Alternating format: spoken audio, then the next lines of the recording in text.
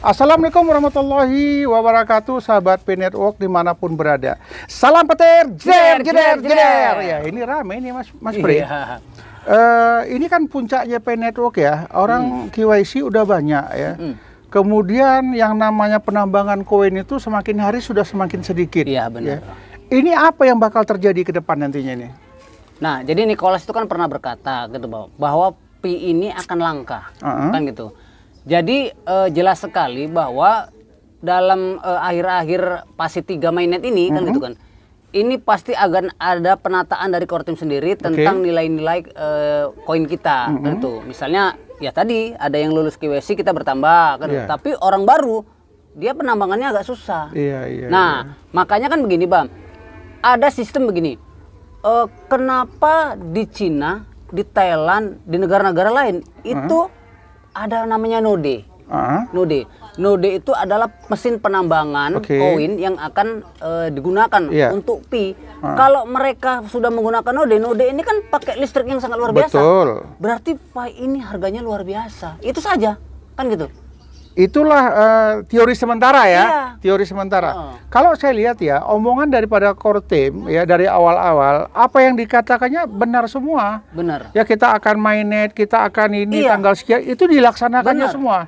Kemudian lagi yang nambah logika saya dalam berpikir ya, ngapain mereka buang duit besar-besar untuk menciptakan proyek ini, membeli perangkat-perangkat.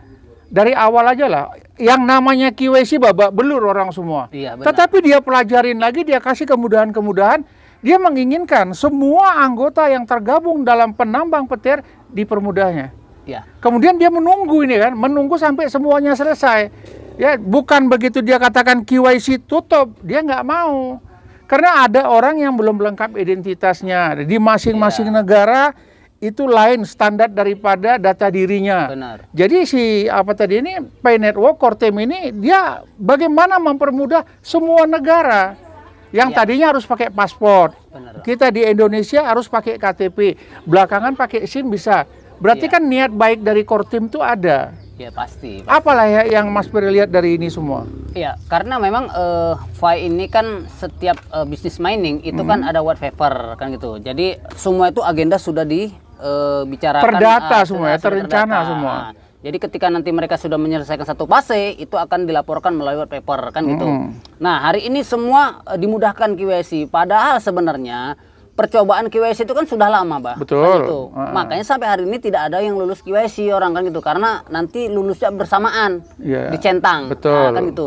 Nah, jadi jelasnya kalau misalnya lah, kan ada pertanyaan, kenapa kalau aku nggak lulus hari ini gimana kan gitu. Nah, core team membuka peluang lagi ketika selesai tanggal 28 itu usia 18 tahun ke bawah itu akan mendapat namanya kemudahan lagi. Hari ini kan belum boleh. Belum boleh kan gitu. Nah, jadi hari ini belum boleh, jadi nanti tanggal 28 yang 18 itu akan dianalisa kembali. Kemudian yang tidak lulus KYC nanti akan diacak kembali seperti yang itu. Saya lihat di Cina, Kamboja, Vietnam, anak-anak kecil ukuran sekolah-sekolah SD ikut nambang disuruh orang tuanya. Mereka kan tidak punya data. Jadi bagaimana yang mereka sudah nambang setengah mati anak-anak ini ingin menambah koin keluarganya, ini masih dapat diterima nanti enggak ya? Ya, kalau sebenarnya dari kemarin tuh memining Pi ini itu kan boleh usia berapa saja, Bang. Nah kan jadi nanti tanggal umur 18 itu ya akan ada aturan kembali gitu. Aturan kembali ketika dia lewat di tanggal 28 kan gitu. Ya mungkin pakai kartu identitas anak, pakai akte lain sebagainya. Tetapi memang hari ini setelah tadi yang kita buka Abah KYC, itu kan pertanyaannya kan apakah Anda 18 tahun ke atas? Tapi si Abah di KYC ya? Siapa itu? Abah ada KYC ya? Sudah. Abah udah KYC. Kita udah KYC loh, hati-hati loh.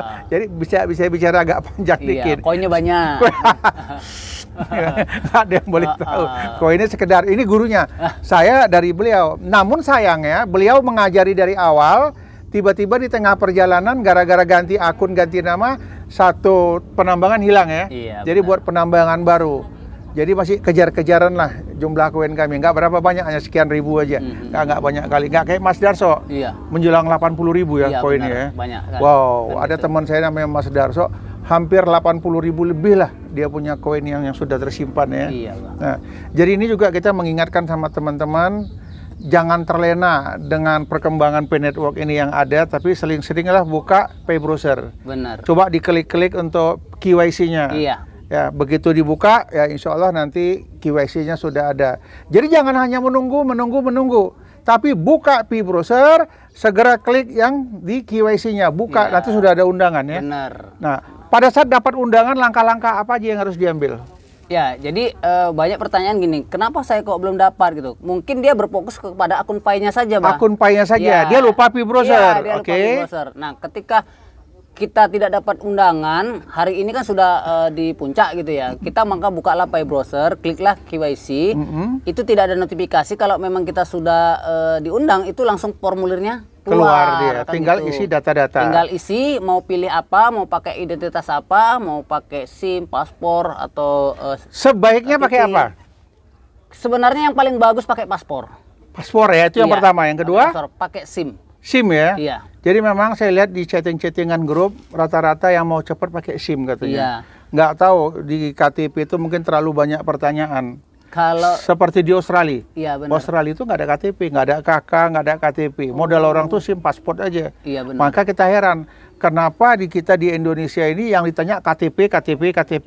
Iya. Buat paspor aja pakai KTP. Berarti kalau sudah ada paspor pasti ada KTP. Iya. Orang mau buat SIM harus ada KTP. Jadi buat SIM udah ada KTP-nya. Iya, jadi ngapain nanya KTP lagi? SIM bisa, paspor bisa, itu baru paten. Pay Network memang oke, nggak menyusahkan. Karena mungkin identitas melalui lisensi Drive itu kan mungkin ada bahasa Inggrisnya mungkin bahkan. Kemudian paspor juga kan pakai bahasa Inggris gitu kan. Nah, jadi ketika kita mengajukan KYC kan harus dipalidasi oleh validator. Betul, jadi validator melihat, oh ini bahasa Inggris, lisensi Drive, mereka paham mungkin. Iya. Kan, tapi kalau misalnya kartu tanda penduduk mungkin kan nggak paham mereka ya. Makanya, sebenarnya begini, bukan mereka paham, tetapi komputernya mampu membaca. Iya, benar. Begitu dibuat kartu tanda penduduk di komputer dia belum ada terjemahannya itu. Iya, pasti. Tetapi kalau driving license katanya udah ada gitu. Iya, Maka keberuntungan orang menggunakan SIM salah satunya itu terbaca oleh komputer sehingga komputernya mempercepat akses untuk KYC.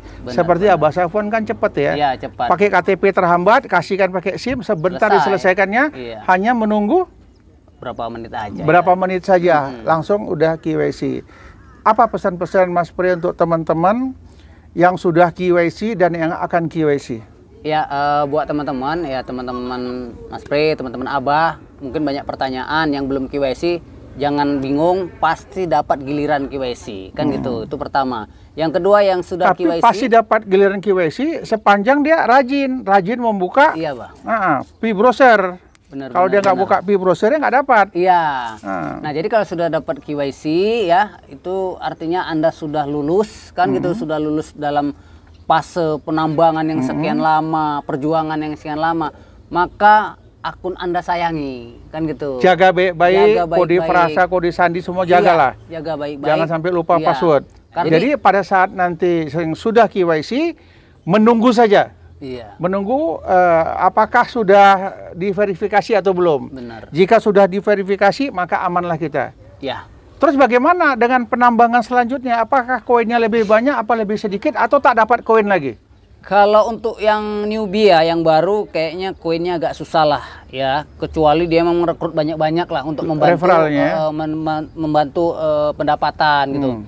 Nah kemudian yang bijak ya pakai node lah gitu, Pak, pakai node kan gitu. Berapa harganya? Ya seperti nambang Bitcoin lah kan gitu kan. Wow, node, kan, ratusan gitu kan. Juta itu. Ya. Makanya kan kita pahami kalau orang mau nambang Pai aja pakai node berarti Pai ini kedepannya tinggi. Punya harga ya? Punya harga yang besar. Kalau enggak tak disarankan pakai node ya? Bitcoin begitu harga 800 juta orang nambang terus pakai node kan gitu kan?